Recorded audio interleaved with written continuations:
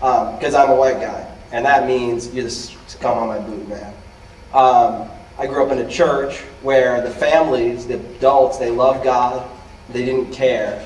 But the people I grew up with, like the kids on my street, in my church, they screwed with me so much that by the time I was 9, I think, or 8 or 9, by the time I was 8, long before Columbine ever happened, I was planning a Columbine-style massacre. I was done with the planning. I was done with everything. I was getting the resources, getting ready to waste everyone I could find because I was so angry and screwed up over how much racial tension I had got. So all that to say, I do want to say, hey guys, dude, racism sucks. It's ridiculous. It's a piece of crap. You know, I've chewed out older family members of mine that still have sort of a racist perspective. The thought of judging someone by their skin color, by how much melanin happens to be in their skin, by where they grew up, by what their race is, who their great-great-great-great-granddaddy is, it's a bunch of bull. There's no merit in that, and I want to make sure we affirm that here. I don't think there are anyone not affirming that, but want to make sure.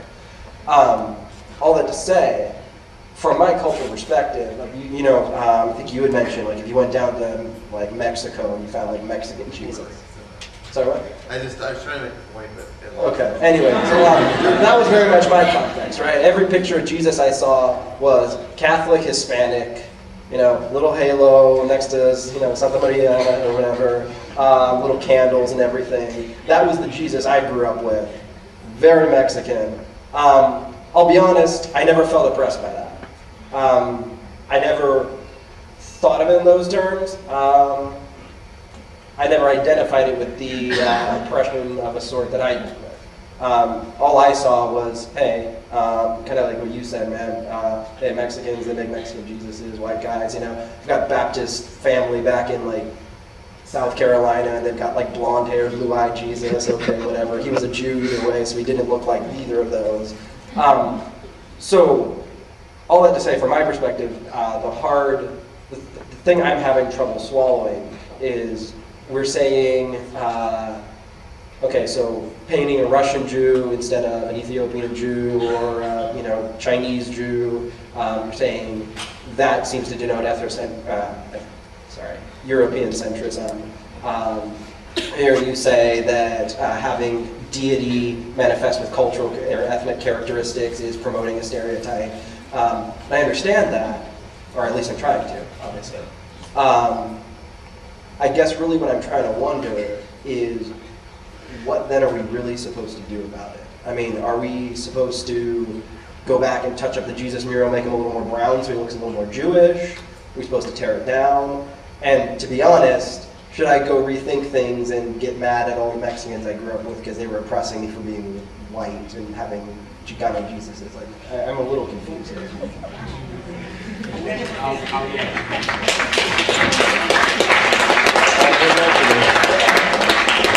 I think you bring up some good points, and I'm sorry that happened to you in your childhood. Has nothing to do with you. But I think you do need to receive validation for that because, like, you just do. However, like, I feel like we're not upset. Like, we're not upset, like, that there's a white Jesus in front of here, so we're not being angry. We're being more of like, it's offensive. I think there's a difference too. And I think where it comes from now is that this has run its course. We've had it here for a good amount of time. Do we need to continue to have it here? Do we need to refurbish it? And I don't think it's a matter of making it politically or historically accurate. I think it's a matter of like, this has done its thing. Like we've had this Jesus mural, but we've said what we thought. We expressed our opinions on how it's offensive to us, and to refurbish it would only mean like, then I don't care, I'm still going to refurbish it. And I think that's the problem here. So not so much let's take it all the way down, but where we go from here is let's just leave it alone. This building is going to get torn down in a few years. Actually, facilities is building on a third story and moving back. The building's not getting torn down. That wall will stay. You can check the master plan and talk to Ken Bascom if you want about that.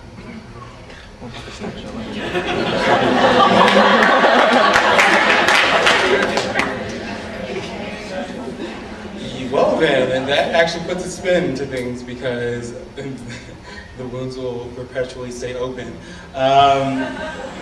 You know, again, like, it sucks, you know, to be in that situation, and I also want to do the same thing to validate what you went through. And I think in this context of Biola, you know, where you have a community of people that are just saying, hey, this hurts, it's offending me, I think we need to respond to that. And so whatever context it is, you know, if it's, you know, maybe it's a school in the South and they have a big white Jesus and they don't see anything wrong with it, then keep it up there, you know, it's fine, I'm not going to there, you know, but it's here and we've been saying it is offensive, it hurts me, take it away, we don't want it. So over the, you know, 19 years, or not 19, 18 years, so I think that's more of, you know, how we should deal with it, situation by situation, you know. Am I advocating the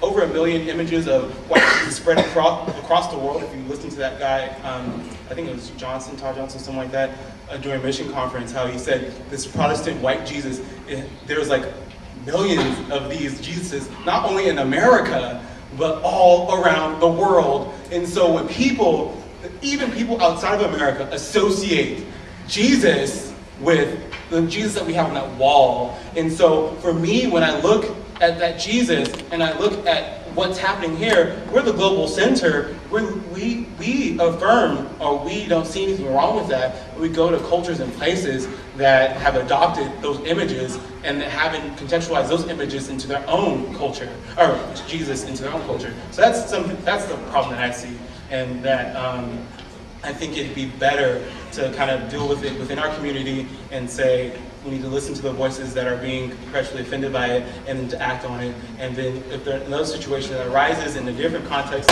listen to what the people have to say there. So. Can I ask one thing directly? Yeah. You have to take the mic, so you're either going to project or... Okay. The one question I do have in response to that, just because honestly I'm wondering.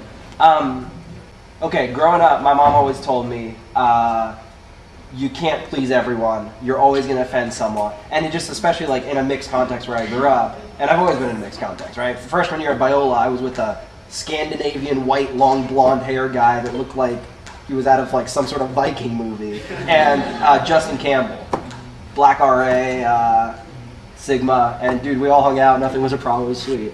But coming from a mixed context, it's just always seemed like, personally, no matter what Jesus is up there, you're going to offend some people. So I think the question I've got is, obviously you don't want to be like, well, that offends you, and too bad, go away. But like, how can we deal with the fact that no matter what you put up there, some people aren't going to like it, some people are going to love it, some people are going to be offended by it, and some people are going to go, whatever. Yeah, you know, like, and I'm not advocating that you put up a black Jesus. Or, I know you were, sorry. Ethiopian Jewish Jesus, if you want to use a Jewish context. You know, like, I'm just saying, like, you know, if we want to really deal with the issue at heart, I mean, this isn't like on the first year of its inception where they talked about it and then like, okay, we're going to let it stay over. This is 18 years later. And it's still going on. And I was appalled to, you know, hear things about Biola and their, you know, resistance towards, you know, I mean, we've been talking about this. People of not just ethnicity or you know, minorities, but also white people have been like, hey, this is just a trippy thing. So like, you know, I think it's like what's your name, Daniel? Yeah, what Daniel's been saying, it's run its course. It is time. I was going to say this at the end, but I believe that this Jesus thing is an impediment to diversity on Biola's campus. And if we are really serious about diversity on campus and not this kind of, you know, let's get these Latinos in and let's get, you know, more black people in and some Indians or whatever, we're really serious on having a genuine, you know, unintentional, diverse community on Biola, this right here is a stronghold that's stopping that from happening. And it needs to be knocked. Thanks to facilities. You have an extra mic, Fernando. I've seen your hand up for a while. If you want to come on down, we're going to have you come down to the mic and I'll just make it a little easier. And Philip says the dude with the black hat, whoever you are, you've had your hand up for a while, so.